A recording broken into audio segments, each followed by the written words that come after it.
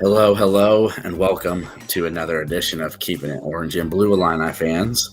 It's Ryan Evan, joined as always by my good friend, Urbana's finest, Kevin Ducey. What's up, Kev? What's up, Rock Guy? How are you, my man? Hey, just doing a little surprise, fun, just pop in tonight, do an episode, you know.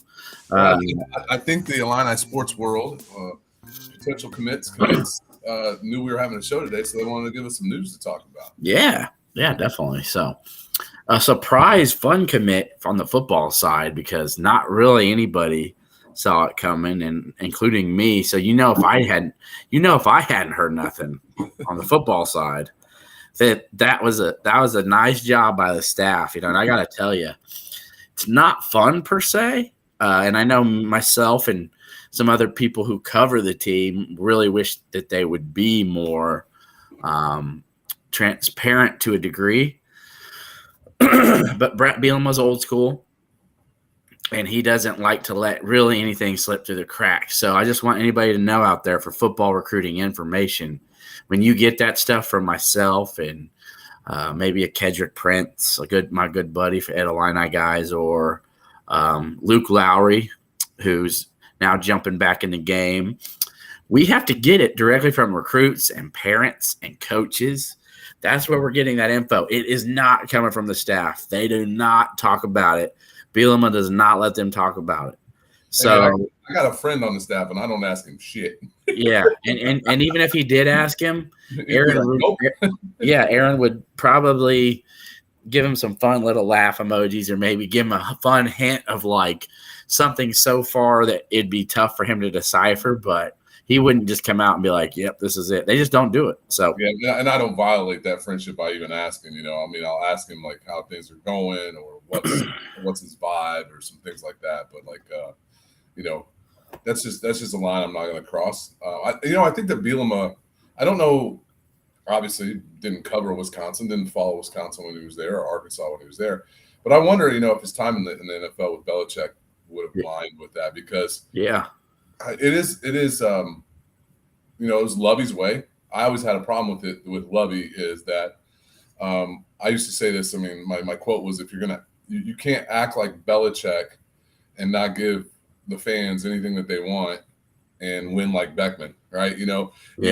That was my biggest issue. I didn't have a problem with it if you won, and the fact was, so Bielema is won 9 Big Ten games in 2 years. You can go down the list of the last coaches at Illinois that won. I think the last 4 coaches won 1 or 2 in the Big Ten games in the first 2 years. So he gets a hall pass from that. He's allowed to keep that on the hush. But Trey Petty's that's a win. 6'1", 195-pound dual threat quarterback out of Starkville, Mississippi, friend of Luke Altmaier's, 2024 kid, rising up, had 13 offers, about 7 or 8 of those D1 majors. Mississippi State was viewed to be the favorite by some that have been staying home. Virginia was interested, Indiana was interested. And if anybody follows like the real Jeff Johnson on Twitter, the real Jeff Johnson 97 or something, and Jeff's an interesting dude, that don't claim to be a friend, but he's got tons of Illinois info. He's really high on this kid. He says he thinks he might be our best recruit since Kirk Kidner. I think that might be a little hyperbole. I know, Ryan, you're really high on him. You think he's a potential like top 10, top 20. Yeah, I think he's a top 10 type dual threat quarterback in the nation. I think, I see different people have different thoughts on him, and I didn't even know about the Jeff Johnson thing till you just told me a little bit ago. But with West Virginia offering, heck, Tulane just beat USC. Tulane's offered him. They want him to be their guy. San Diego State has an ongoing tradition there. Indiana, Georgia Tech. Yep. And there's going to be more offers this year. So. Yeah, you saw it with Cal Swanson. Cal Swanson didn't have any P5 offers till Illinois did, and then he had them coming out this year. And so that's where this goes. I'm going to talk about Cal here in a sec, because I've had a lot of fans tell me that they think Cal's tape's better. He's more agile. He's quicker. He's got a stronger arm, and you've watched him play an entire game in person with Barry Lunny. So here's a question for you, though, Kev. Do you think it's we just want to take a quarterback every class? I think it's more of like, iron sharpens iron. You can't really have too many good quarterbacks in the future. You know what I mean? So to have a guy like Altmaier, who's going to be here a couple more years at least, you still got Leary for now. And I know there's transition that happens every year, but then you've got Cal Swanson there waiting as well. And what you saw from Cal, and you think, as you told me tonight, you think he's got all the tools. Well, what's your take on them adding a kid who's a very good mid-level to probably before the end of this year is up a high 3-star kid? I think it's a program that's recruited like a program should. That's a program on the rise, right? I think this is a situation where, yes, I think the answer to both your questions is yes. You should take a quarterback in every class. You should take a Power 5 scholarship recruit quarterback in every class, and it's never been more so important than now in the transfer portal that we're living in, right? The transfer portal world that we're living in. I mean, there's going to be concern with Leary. Will he want to stick it out under Altmaier? I think he will, but he's going to get pushed by Cal Swanson, in my opinion. And yeah, Cal's got. I mean, the kid is just he's really well built. He's really fast. He's bigger than Petty. He's got a big, strong arm. He's a really, really good kid. I'm really high on him. And, I mean, obviously I'm biased. I met him. I met his parents. I think the world of the young man. We had him on the show. He's great. But this is what you do. You go out and you recruit another kid that teams want, and you have a quarterback competition, and you let the best man win and the best guy to fit Barry Lundy's system. And Petty is Petty's athletic. I mean, he can move. I don't think he's as fast as Cal. What I do think that I saw in the difference in the highlights of the tapes is he throws a really accurate ball with a really quick release. Cal, to his detriment and to his defense all at the same time, I don't know that he ever really got the opportunity, especially this past year, to get back, set his feet, and throw the ball. He had a pretty poor offensive line. He would not approve me saying that. Of course, those are his teammates and his friends. But from what I saw, he was under pressure all the time, so he wasn't able to get that 3, 5, 7-step drop, plant his feet, go through a progression, and make a read, make a throw. I saw that from Petty in some of the stuff that I watched. He led receivers really nice. He puts touch in his hand, but it's just a flick of the wrist for him. So, I think it's a really good grab. And, it's what winning programs do, is that because you have to be prepared that, Luke Altmaier has NFL level skills. He has a big arm. He's got a good sized body. He can run. If he comes out and lights the world on fire at Illinois, he could look at going to the NFL. Devin Leary could want to go play somewhere. He's not from Illinois. He could want to go back home. Who knows? His brother could say how awesome it is in Kentucky, and he could want to go position battle next year there. There's all kinds of things that can happen, and you can't be caught with your pants down and not having guys to come in and play and be ready. And this is what they're doing, and I really like it. And, you can go back to the time of Zook since we've seen this, right? He had Shieldhouse and he brought in Riley O'Toole. And I've never been so mad as when he burned Riley's red shirt. But Riley, my friend, has told me, it's like, dude, I wasn't redshirting. Like, I was coming in and ready to play. And I think that, and both those guys, Nate was an all-time great quarterback, and Riley was a highly effective quarterback at Illinois. That's the things programs have to do to sustain success. And, what you're saying, too, with Luke, I think Luke probably would want to be at Illinois 2 years. I mean, I think he's going to have a good year this year if he starts and everything goes well. But I think him probably 2 years is where I think we're going to see Luke. Probably minimum, right? Yeah, and he could be a Jake Hayner, from Fresno State, a little undersized, gunslinger, tough. They have a similar body. And that kid was just drafted in the 5th round. So, I mean, it's very, very possible a guy like Luke could be drafted because he doesn't have major size, I think what Bielema doesn't want to get caught in, right? And this is 3 consecutive quarterbacks that will start for Illinois as the season opening quarterbacks that were transfers because we did not have somebody that was ready to come in and take the reins. I now it can work, and it has worked, and 2 of the guys that taken us to bowl games. Hopefully, I'm fairly confident Luke Altmaier will take us to a bowl game. But I don't think that Brett wants to live and die by the portal. We haven't had a whole bunch of guys leave. He's talking about building a program. So we haven't had to bring in a whole bunch of guys through the portal. I think the idea is to build a system, have some continuity, have a guy who could come in and, as a quarterback, play in your 3rd year with 2 years of experience in a system is ideal. because for all the things that Tommy DeVito did last year, I would be really interested to see what he could have done with another year in Lunny's system. We'll see that progression with Luke Altmaier from the 2023 season to the 2024 season and going forward. And here's something that's important too with everything you just said. I think I want to give a big shout out to Artur Sitkowski, because I think assistant QB coach Artur Sitkowski had something to do with Trey Petty committing. You know, he was big on the visit. I think his belief in what Brett Bielema can do and the culture of the program and what Barry Lunny's offense can be. I think Artur was huge, you know, because not only is he now a coach on the team, but he has played for these guys. And to not spin it in anything negative for Artur was he'd be a solid backup for a team. But I'd seen him do some things and you know, play some games where he impressed me and he showed some grit and toughness. So I don't want to just he's tougher than a $2 steak. Yeah, against UTSA last year. I mean, I'm just saying, like, I was impressed. But more than not, there was times where he just did things that just made you kind of wonder what was going on. But the point is when DeVito went down against Iowa, wouldn't it have been nice to have a guy where you were like, oh, you know what? He can do what you know DeVito can do. Mm-hmm. It's not grit your teeth and be like, please just don't blow this game for our defense. You know, you don't want that, because when DeVito went down, the gasp of air that went out of the stadium was like, here we go.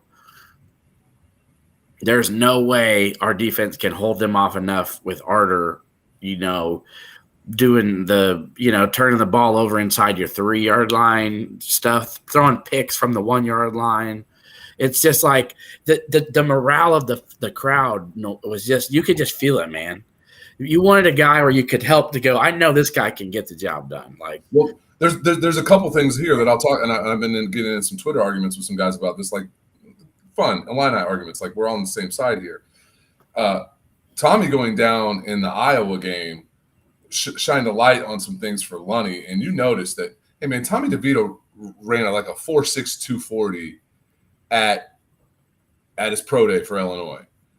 That's Roschon Johnson fast, who just got drafted by the Bears in the 4th round to be a running back. Okay, so the dude has wheels. It's one of those things like Altmaier's got wheels too, and I hear people say, well, he's maybe faster than Tommy. I mean, I'd be surprised if he's actually straight line faster than Tommy.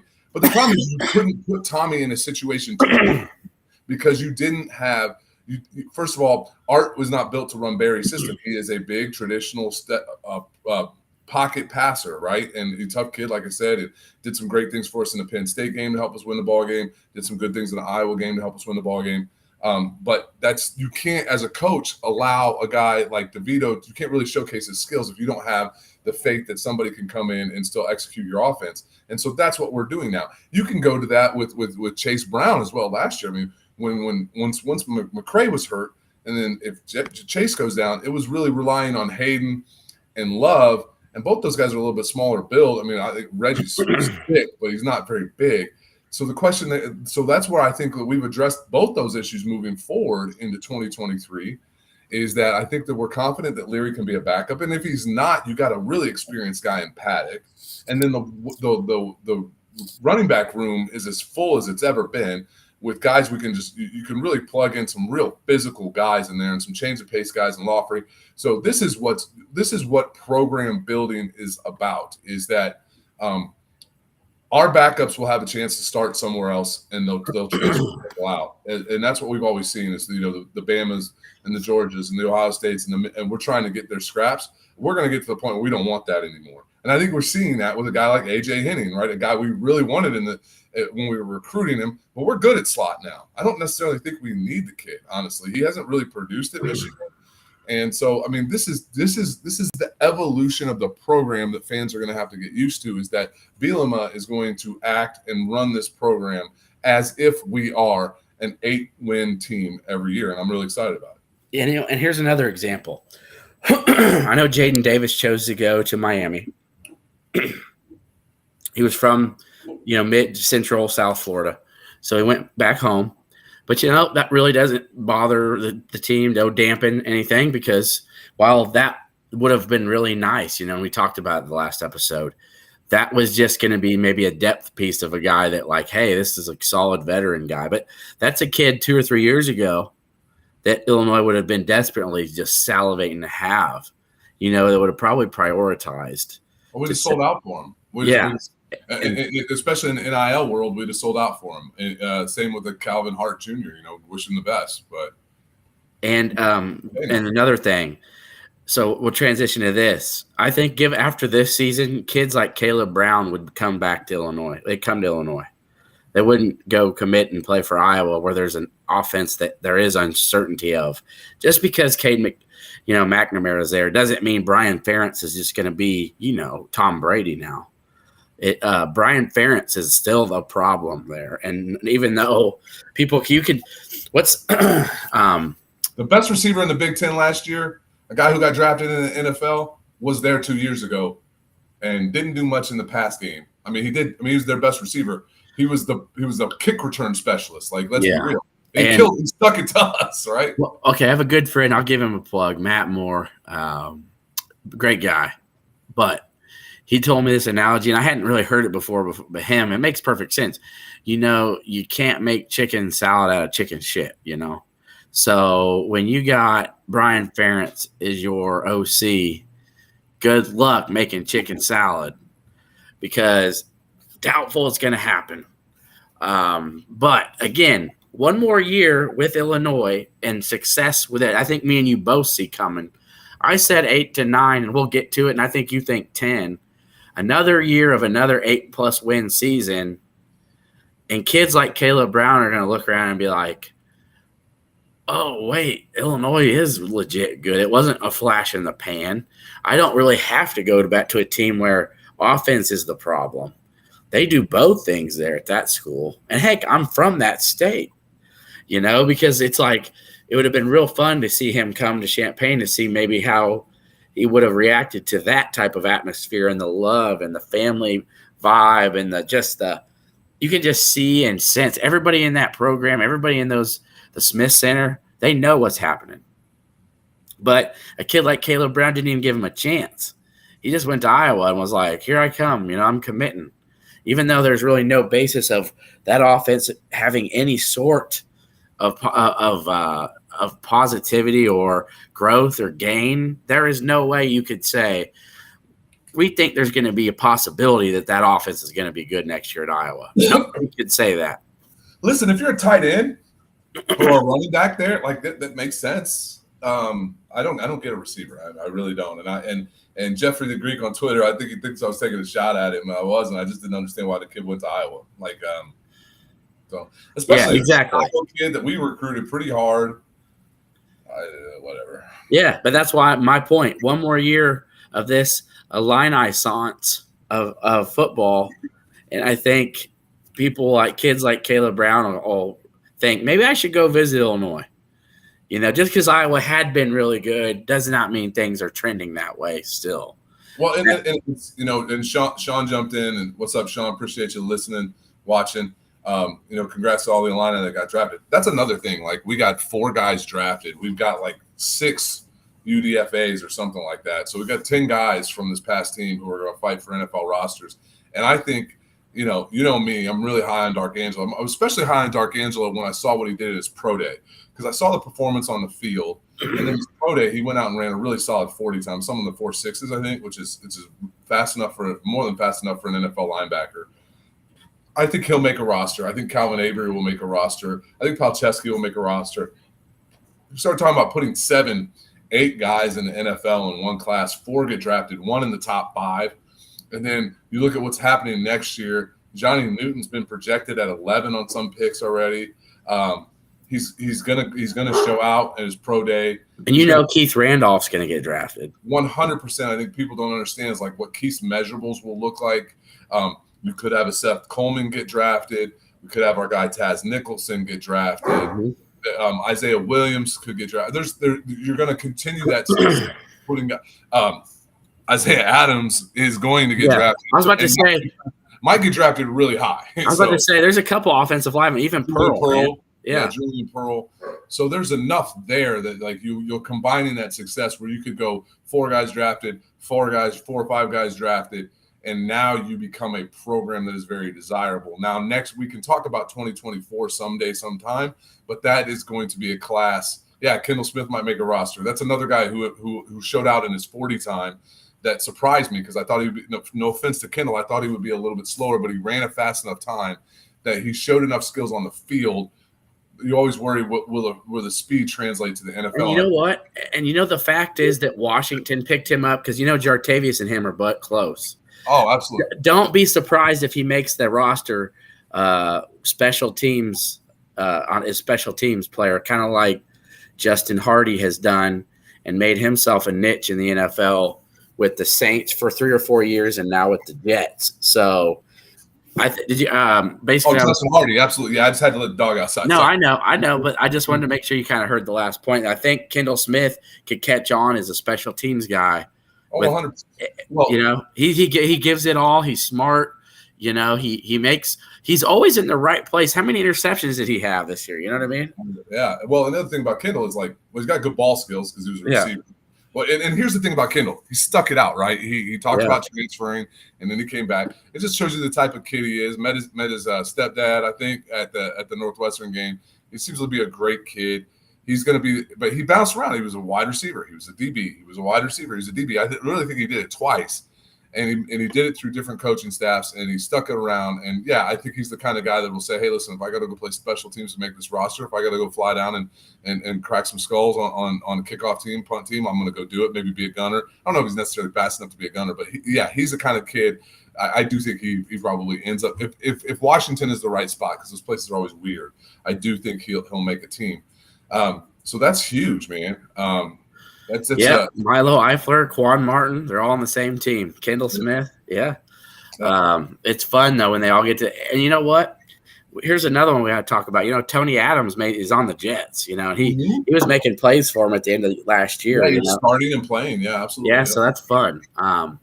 Just tons of fun things going on with the football program, and but I definitely in a big June, some big official visits coming. Yeah. Big time official visits coming. Carlos Orr, Demetrius John. Yeah, well, hold on. When people this is tough. Football's tough, all right? Football's a lot tougher to follow because we've got you got 85 guys on the roster. You have recruiting classes of 25 where we have basketball classes sometimes like this one we have coming in. I got 2 kids. Carlos Orr, big 6'4" wide receiver out of Tennessee. George McDonald's in tight with him. A really underrated kid. So just give the fans what they want. They don't know who these guys are necessarily. No, I know, but we're going to hit those. We're going to go over all that stuff in depth in May. But I wanted to just bring some – when I say the names and I bring these up to people, it's putting you in your head if you've never heard them before. And thankfully, the internet machine works really good. People look and type in Carlos Orr or Demetrius John. Yeah, a lot of times that's going to show up, but I like DJ a lot. Yeah, I like DJ a lot. Yeah, and if I had my Swami selections going on, I plan on doing some on the show, some Swami picks. Those are 2 kids. I'll be honest with you right now. Those are 2 kids I feel really good about right now. So Carlos Orr and Demetrius John. But anywho, so we're going to transition the last back half of this so Kevin can get out of here before 10. So we can all get out of here before 10. And I want everybody to know Kevin may not be able to make it Sunday, but we have a special guest. We may or may not have mentioned his name on the show today. We may or may not have. And if Kevin misses, it's okay. I'll handle it. I'll be the pilot, and we'll get it done, So, but Sunday night, guys. So put that in your calendar. Sunday evening, we're gonna have I think a possible fan favorite, but a guy that at 9, not 10. 9, not 10. 9, not 10. No, did I say 10? No, it's 9. Oh, okay. Yeah, it's 9, not 10. Correct. So it's a a guest I think everybody will definitely want to hear from. So, and I'm never going to give you the name beforehand because nobody's going to sabotage what I do here because that's what people like to do. They like to go, oh, it's Ryan. He's trying to do something good for Illini fans, and I want to take it from him. But no, you will not. So we live in our little secret fun place where I can just tease what we're going to do, but never tell you exactly what until right before. So Sunday night. Now let's move on to basketball. As I said in the title, RayJ Visit looming, and that's what it sounds like. I think we all expected that, Kevin, that he would visit Illinois at some point before a possible commit. And while it's possible he takes other visits, and that's what it sounds like, it's the plan. I don't think he takes more than one more after Illinois if he does. There's been a little bit of steam, and you can follow the stuff on Twitter. The Andrew Slaters, the what's that guy Trilly Donovan now? The guy's got a lot of steam with what's going on, and there's some rumors that it's not 100% that RayJ's coming to Illinois, and it's not. Nothing's 100% till it happens. Here's the thing, Illini Nation, I'd tell you to think about. Think about best situations for a starting point guard that was leaving a mid-major school and heading to a major school with potential upside, and think about where those situations are best suited. And you really start to look around, and Illinois becomes a real abundant favorite. I know people have talked about Indiana. Well, Xavier Johnson's coming back for a reason, right? And Mike Woodson's an old school guy, and Xavier Johnson's coming back to run the point. And RayJ wants to be a point guard. And so there's that aspect of that. So I like our chances. But the biggest factor Illinois fans need to understand is you need to understand where the relationship with this young man lies. And it lies with none other than Tim, the closer, Anderson, dude. And by the way, hey, what is his batting average when he with 1,000? The dude don't miss, man. Okay. Just wanted to hear. Just you gotta understand something. People Tim Anderson is a relationship building mofo. That's what he does. He builds relationships with people, and those relationships last. I have every faith and every confidence that if Illinois truly wants RayJ to be the point guard on our team next year, and he does not go to the NBA, he will be an Illini. Now, somebody asked, when do Shannon and Hawkins have to make their decisions? They've got till May 31st, I believe, to fully declare for the NBA or not. I do believe some decisions will come out a little bit sooner. The rumor mills are circulating that it's more Coleman going, Terrence Shannon. Nothing changed since the last show. But we're just going to have to wait and play that out. My understanding is that Illinois does have a backup plan in case one or both go. So I think that once fans are frustrated on the south side of Kirby because of the lack of tournament success, and fans are excited on the north side of Kirby because we're finally experiencing some success. Both coaches are running their programs like CEOs. Brad Underwood has made some mistakes. He's full. If he hasn't come out and said it and admitted it, but he's admitting it with how he's acting.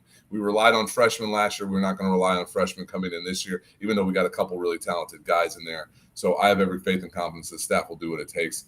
And I do think we'll have a highly competitive basketball team next year, no matter what. Yeah.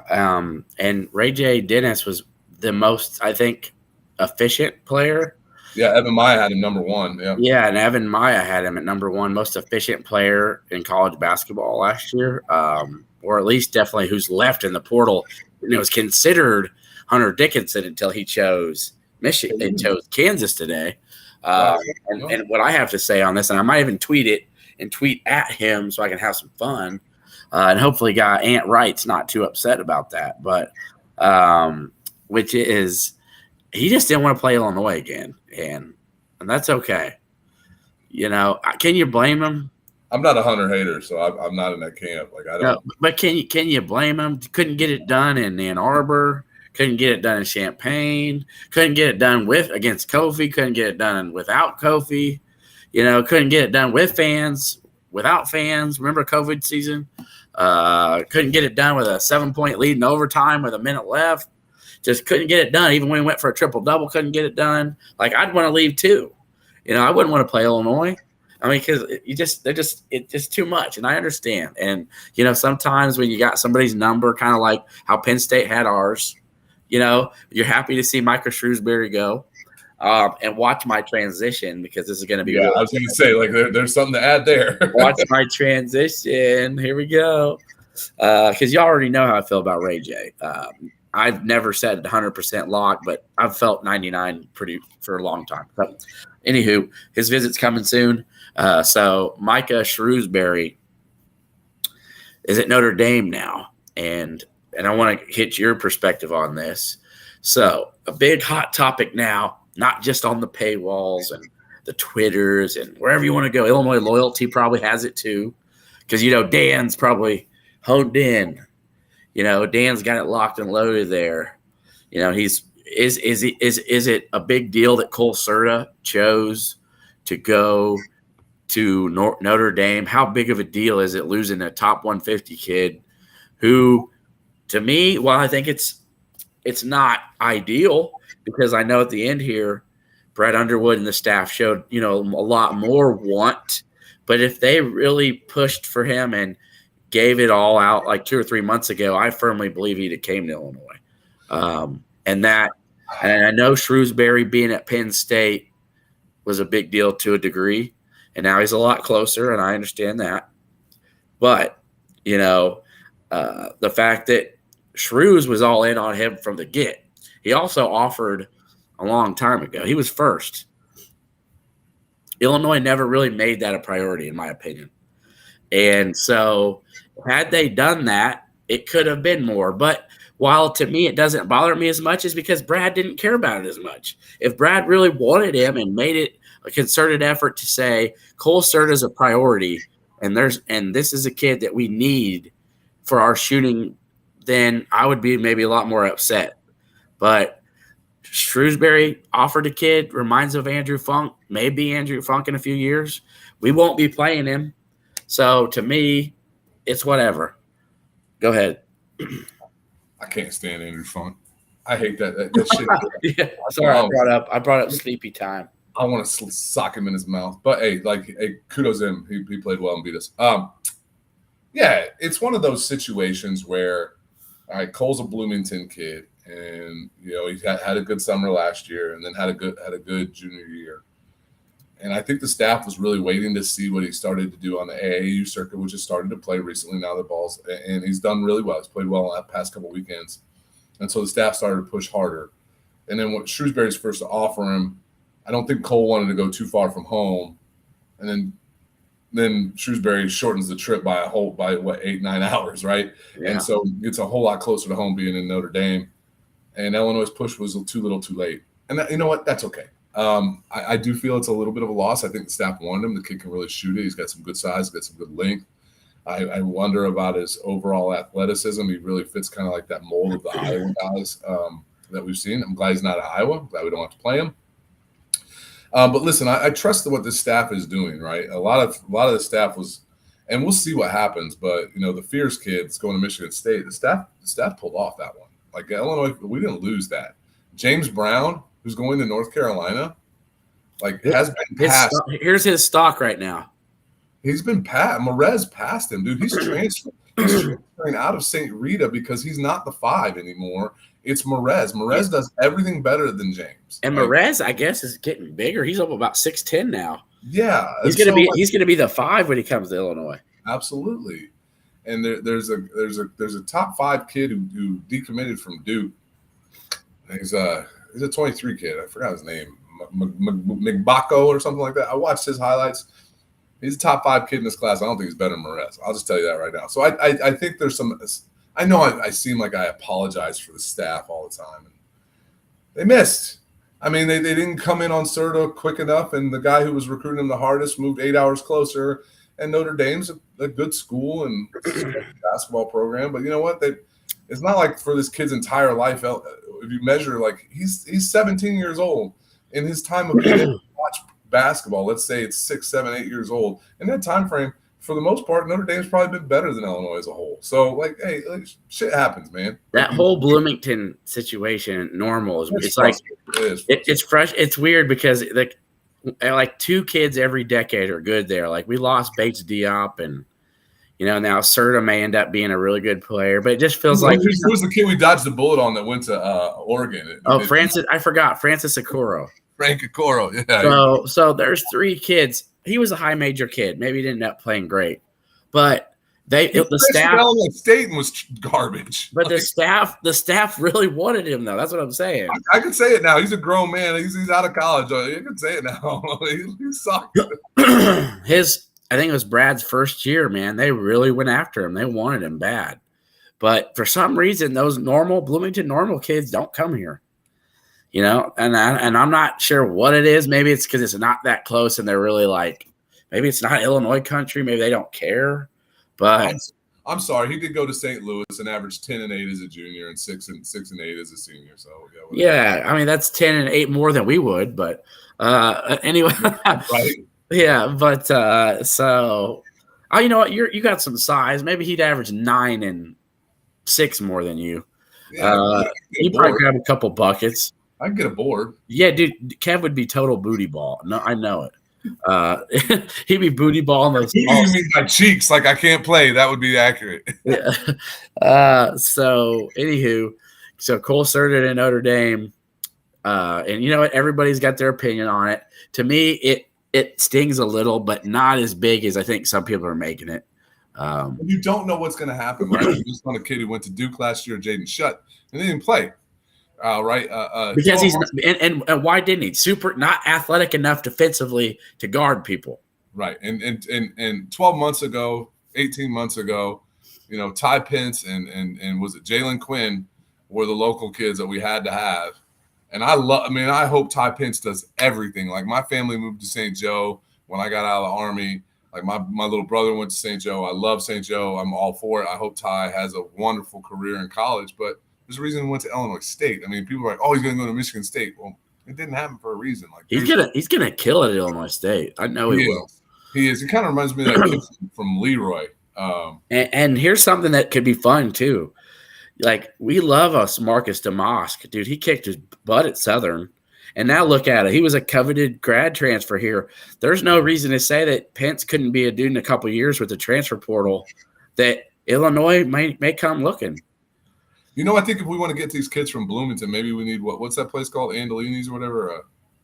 The Italian joint.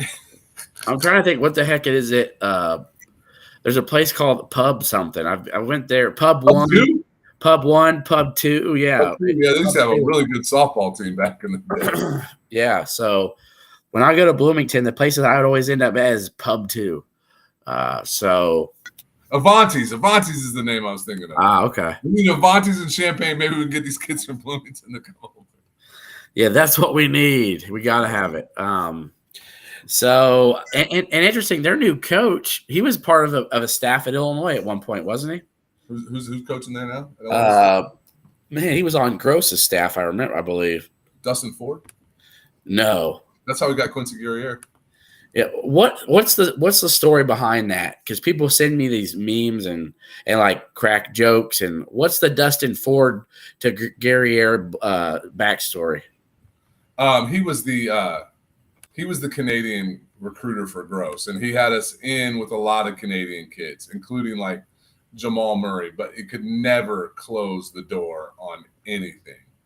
Yeah. And so it's a joke that Dustin Ford was going to have us in on all these Canadian kids, and we just never closed the door. He is Gross's right-hand man no matter where he goes. And they're doing a good job at Akron, so it is. Ryan Padone. Yeah. Ryan Padone was at Illinois with Gross. I think he was his director of basketball operations. All right, it's DBO. Yeah, so there's a little connection there. By the way, and there's and then he was I think he was at Butler for a little bit too before he came over. There's a couple. We can add a couple assistants this year. It'd be interesting to see what Illinois does there. I tell you, a guy I'd really like to see.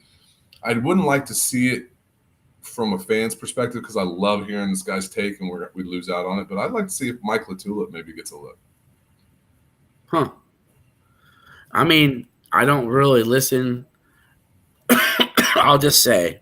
I know. Now, I have never publicly said this, but it's okay. I don't necessarily have to live in the shadows forever about things, but I am I'm totally cool. Kev, come on, Kev. I give you free reign to say whatever. You're okay. You're okay. You listen to whatever you want. I don't care what this man does. He does. He's a grown man. But I let him plug everybody else's shows. And here's the thing. We know ain't nobody else going to ever say anything like this about us. And it's not because we don't know anything. And it's not just because we're fans. There's other agendas, but see, we don't live in that, and that's okay. But I don't really listen to anything Warner has, and I have good. And Kev, and we won't say why, but Kev, do I have a good reason? 100%. Yeah, it's fine. Okay, it's one of those things like, hey, listen, I've lived in sales for my entire professional career, which I'm gonna date myself is over 20 years now, and in those 20 years of being in sales, the one thing that I've always done that has worked well for me is I've never badmouthed the competition, and the more I can say good things about my competition, the more people want to do business with me. I believe the same thing here, right? And I'm not, and Ryan's not bad mouthing anyone. And our show's different than all their stuff. So yeah, all I'm saying is I don't listen, so I really haven't had the privilege though to listen to Latula. So doesn't mean I might not. He does a good film breakdown, man. It's pretty good. It's good stuff. He's got good insight. Yeah. And by the way, again, so much great Illini content out here. I'm just being honest. Yeah, there's tons. Like and I can admit that. So, but I just wanted to one more time say I have no problem with him plugging anybody else's Illini stuff. But I want all the listeners, DM me, DM him, whatever you want to do. Say it in here. Let us know the next time you hear anything good about our show somewhere, because I'll give you $100. So you won't. Now, somebody said Ryan Padone, Slothy one. You were there. Slothy is always a loyal listener. Yeah, him and Sean are on it, man. Appreciate both of them. Yeah, Slothy and Sean. Let me go ahead and answer a couple things that Sean has said. I don't want to. When is Reggie Love draft eligible? I think next year. Now yeah, he could have been. He was the same class as Isaiah and Jamal Cooper, right? And I was going to make this in the next topic, but the final topic, and I will. When does Shannon and Hawken make their decisions? So you can elaborate a little bit more on it, Kevin, then I'll in-depth break. So what's the deadline is at May 31st, right? Yeah, that they have to pull their name out of the NBA draft. They had to be in the portal by now because there was some rumors that Coleman might go in the portal. Coleman's going to the NBA or come back to Illinois. Let's just be frank, okay? I have put my Swami name on it, just so you know. So, Kev, I know what we think a little bit about who the high likelihood Shannon more likely to come back than Coleman right now. What is it you're hearing about Coleman more likely to go to the NBA? Yeah, I mean, I think he's getting some feedback that they like what he's got. And they like his present. I mean, and then there's been things like if you listen to people talk, you listen to other shows, you listen to people who follow the program, you listen to people who watch them in warm-ups, and he's going to get opportunity. He could stroke the ball. Like he can really shoot. And I know Illinois fans get mad when he takes the 30-footers or whatever. Like he makes those a lot in practice and warm-ups. And if he happens to catch a heater, I mean, we've seen it, dude. He did it against Wisconsin, did it against Indiana in the Big Ten tournament the year before last. It's like he's got skills that the NBA desires, man. And I know people sit there and say, well, what's an 8-6 guy going to do in the NBA? Well, you know, I talked about Patrick Williams got drafted in the top 5 or top 10 by the Bulls being an 8-6 guy in college and coming off the bench.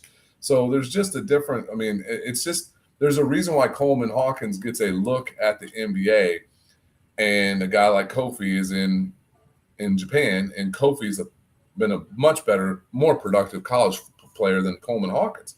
But the one thing that these guys are going to have to understand, both of them, as it's coming out, because there's so many guys that are projecting them. You know, Sam Vecini's got them like both of them in between 30 and 40.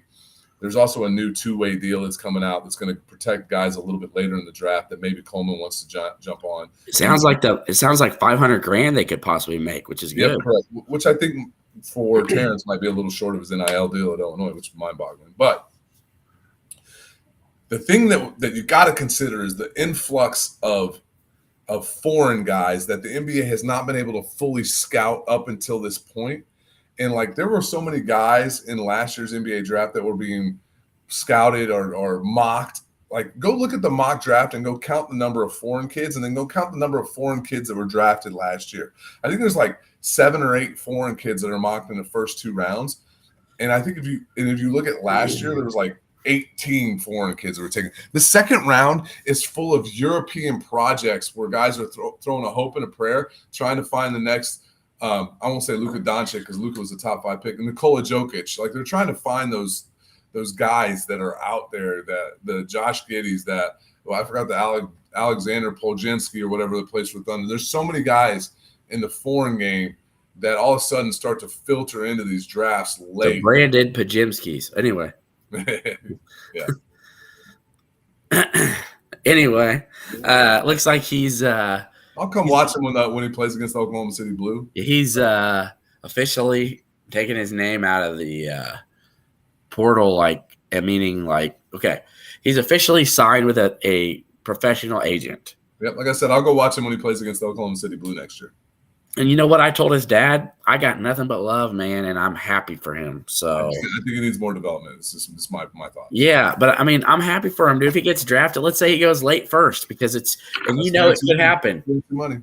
Yeah, I mean, if he goes late first, it's okay. He'll make a few $1 million, and maybe he'll sit on the bench a couple years and eventually develop. But this is what I told his dad. I said, he'll always be a Big Ten champion at Illinois. Can't take that ring from him.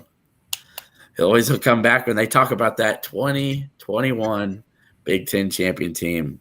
I forgot what game it was where RJ hit him on the baseline and he got a poke, and I was like, man, I love that. Maybe like late in the game, I think it might have against Missouri. I thought it was Northwestern.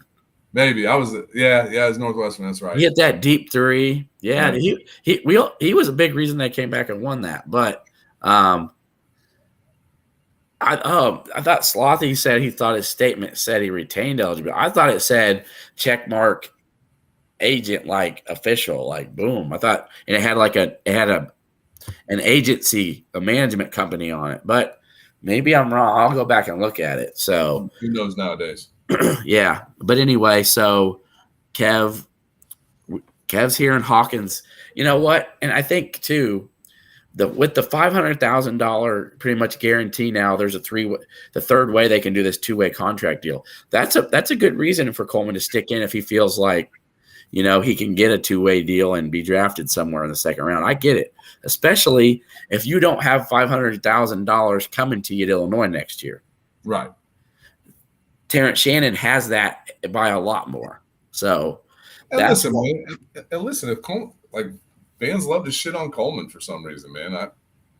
Whatever. I'm not that guy. I like him. I like the kid. I like his dad. I think Coleman's a really talented ball player, and I think he does a lot. And I think I think if people wanted to be mad about the guy, like, he was first in the team in minutes and 4th in shots attempted.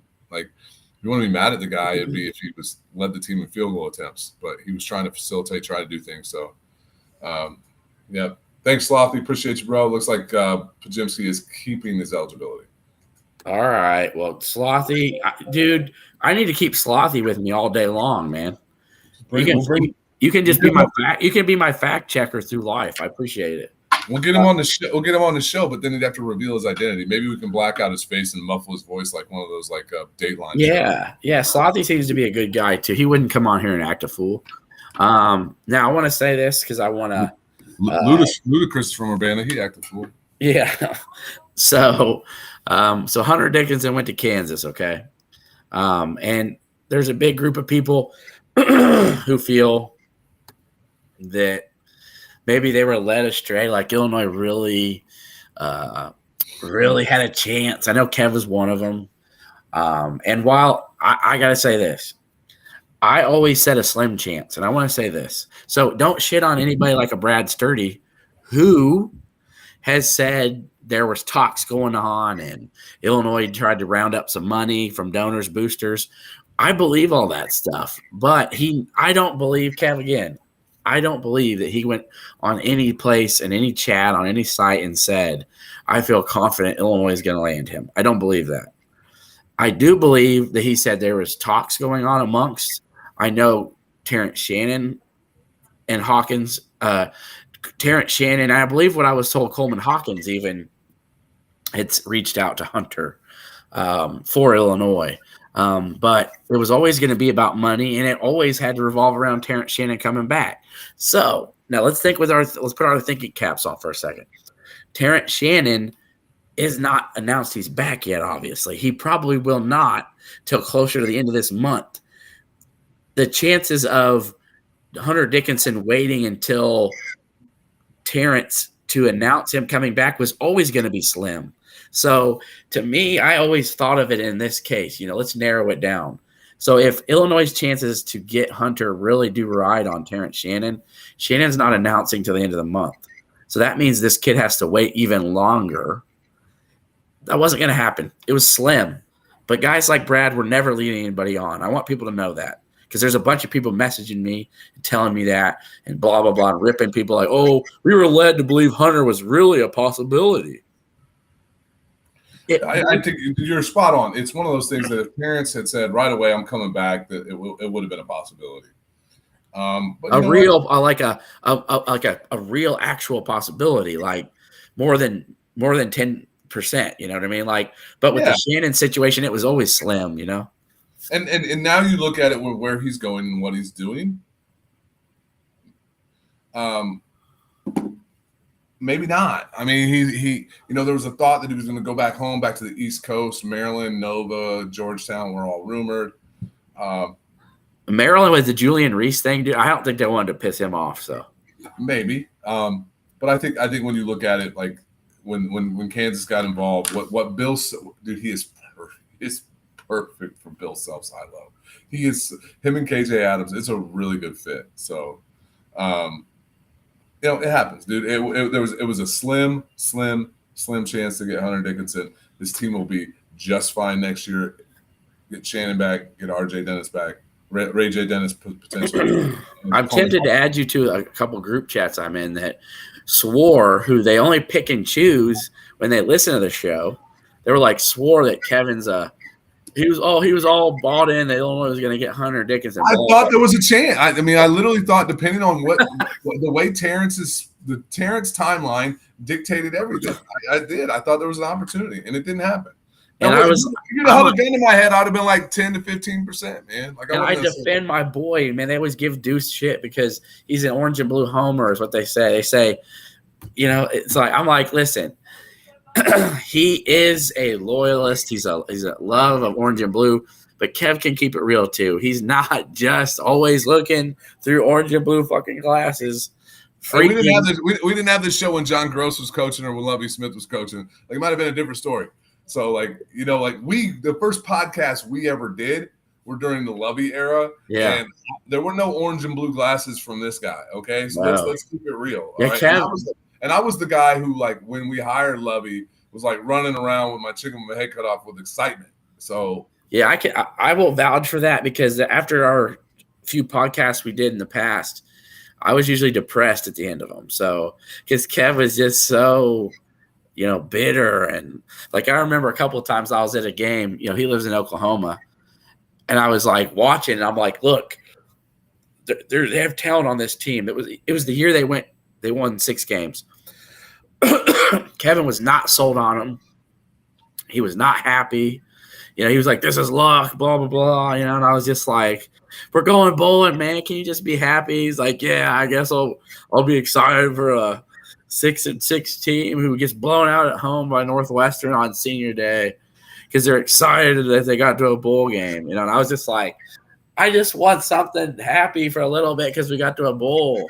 But Kevin wasn't. Me and Riley O'Toole watched that Northwestern game in a bar called Chalk in Oklahoma City, and I was about to break some shit. I was so pissed. Yeah. So I will vouch. Kev was in the dumps, and he was that bitter Illinois fan that we had the 7-year NCAA tournament drought plus the 7-year football bowl drought. Those years were rough. Like, they were rough. There wasn't much to be excited about, No, so it's all right. Listen, dude, I'm not. I know I'm an Underwood fan. I mean, I'll not run from that. But do I think he's made some missteps and had some failures? Yeah. Was I pissed when we hired Bielema? Yeah. Was I wrong? Yeah. Like, I mean, I admit that. It's fine. I think that, but I thought that Brett Bielema was the loudmouth jack wagon I saw at Wisconsin, and I think he's admitted himself he's grown up. So, can you believe that, Kevin? People can change from mistakes. Can you believe that? Yeah, absolutely. And it's one of the things, like, I look at it in that we've had 4 consecutive 20-win seasons. We would have had 4 consecutive NCAA tournaments coming off just what you said of 7 years of not being there. And that I think that Brad Underwood has built a program. Now he's also building it in the toughest time to do it, and all coaches would say this, but it's also why Jay Wright isn't coaching college basketball anymore.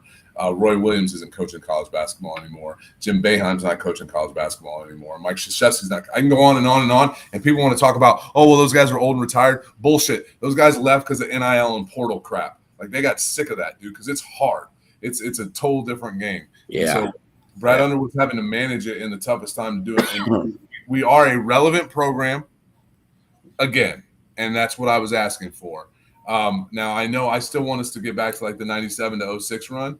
And I think that Brad Underwood can do it. I've given him a little bit longer leash with what's happened in the NCAA tournament.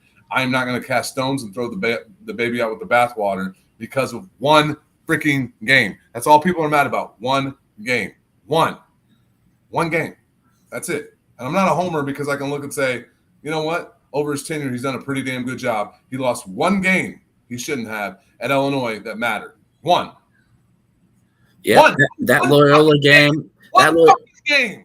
Yeah, that Loyola game, people, I get sick of hearing about it, but it's like, dude, Loyola didn't blitz a single ball screen the entire freaking season, not one time. So when our preparation in one day to get prepped for them, we didn't prep for any ball screens. And tip your hat to Porter Moser. They blitzed the shit out of ball screens, and Iowa wasn't himself. Trent went 0 for whatever. Like, dude, it happens. Move on. Yeah, upsets happen every year. Jay Wright was the guy who couldn't get out of the first round. He won 2 NCAA titles. Bill Self lost the one ball. And Bradley, he's got 2 NCAA titles. It happens. Hell, look at Dan Hurley. I mean, so Homer, kiss my ass. Look at Dan Hurley. I didn't mean to rile him up before bed. Oh my gosh, here we go. Anyway, maybe he'll join us. He was in Denver. It's okay. Hey, we appreciate everybody, all you guys on YouTube, all the subscribers. It's going big, man, on YouTube. We appreciate you. Thanks for all the retweets on Twitter. Thanks for everybody who subscribes on Apple Podcasts. We love you. This will be on your morning drive, on your morning commute, on your morning workout. It'll be ready on Spotify as well. So thank you. I am Swami. That is Kevin Ducey. And I'll see you Sunday. Maybe Kevin will be joining with me. You don't want to miss it. Swami out. ILL.